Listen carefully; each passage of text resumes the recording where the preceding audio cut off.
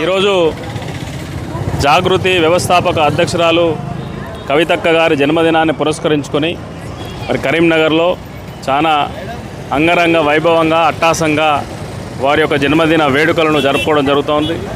ఈరోజు ఉదయం నుండే వెంకటేశ్వర స్వామి ఆలయంలో అర్చనతో మొదలై మరి అక్కడే ఉన్నటువంటి పేదలకు అల్పాహారం పంపిణీ చేయడం కానీ, మరి అదేవిధంగా తెలంగాణ చౌక్లో మరి కేక్ కట్ చేసుకోవడం కానీ, అదేవిధంగా ఇక్కడ నుండి అనాథ వృద్ధుల ఆశ్రమంలో మరి పండ్ల పంపిణీ, అన్నదాన కార్యక్రమాలు కూడా ఏర్పాటు చేయడం జరిగింది.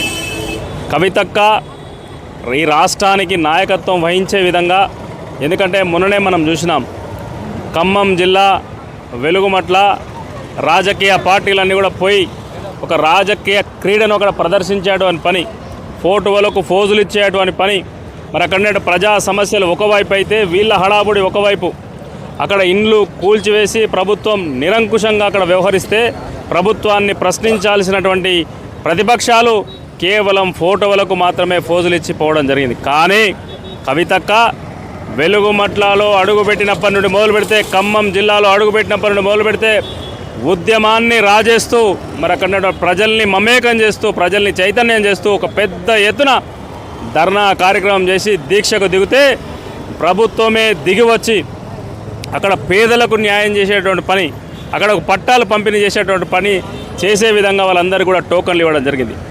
కవితక్క నాయకత్వం ఈ రాష్ట్రానికి ఎందుకు అవసరమో వెలుగుమట్లనే ఒక ఉదాహరణ అని చెప్పి తెలియజేస్తూ ఉన్నాం. అనేకమైన సమస్యలు ఉన్నాయి. మరి ఆ సమస్యలు పరిష్కారం చేయాలంటే చిత్తశుద్ధితో పనిచేసే నాయకురాలు మనకు అవసరం. మరి అందుకే కవితక్క గారికి భగవంతుడు ఆరోగ్యాలను అష్ట ఐశ్వర్యాలను ఇవ్వాలని కోరుకుంటా ఉన్నాం. ఆమెకు మంచి ఆరోగ్యాన్ని ఇవ్వాలని కోరుకుంటా ఉన్నాం. ఆమె వాళ్ళ కుటుంబానికి మంచి ఆరోగ్యాన్ని ఇవ్వాలని కోరుకుంటాం. వారు కనుక ఈ రాష్ట్రానికి నాయకత్వం వహిస్తే పేద బడుగు బలహీన వర్గాలకు ఈ రాష్ట్రంలో న్యాయం జరుగుతుంది. కనుక ఆమె నాయకత్వం వైపు బడుగు బలహీన వర్గాలు, పేద వర్గాలు ఎదురు చూస్తున్నారు. కనుక ఆమెకు మంచి ఆరోగ్యాన్ని, మంచి ఐశ్వర్యాన్ని ఇవ్వాలని చెప్పి భగవంతుని కోరుకుంటా ఉన్నాం. భగవంతుడు కూడా ఆమెకి రాష్ట్రంలో ప్రజల పక్షాన పోరాడే, బడుగు బలహీన వర్గాల పక్షాన పోరాడే శక్తిని ఆమెకు ఇవ్వాలని చెప్పి భగవంతుని కోరుకుంటా ఉన్నాం. జై జాగృతి.